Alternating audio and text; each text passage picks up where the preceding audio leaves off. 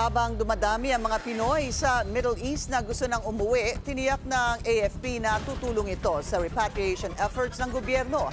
Ang detalye sa agenda report ni Francis Folve. Handa ang AFP na umalalay sa mga kababayang naiipit sa digmaan sa Middle East. Ayon kay AFP spokesperson Colonel Francel Margaret Padilla, kaisa sila sa plano ng gobyerno pagdating sa repatriation ng mga Pinoy sa Iran at Israel.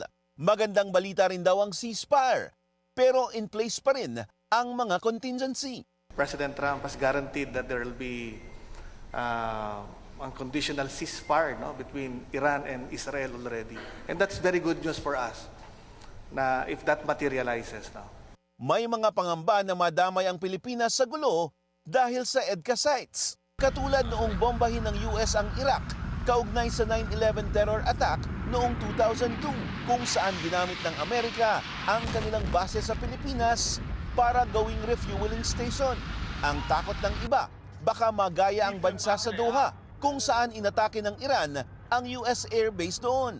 Point now, we would not want to speculate on anything that's happening. We would want to hone in on the role of the armed forces of the Philippines. At this point in time, we are prepared for any contingencies. We are, of course, doing our mandate and our mission accordingly.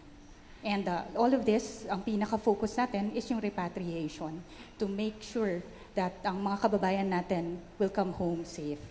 All hands on deck ang AFP. Lahat ng asset nakahanda at pwedeng i-deploy depende sa pangangailangan. Para sa agenda, Francis Folve, Billionario News Channel.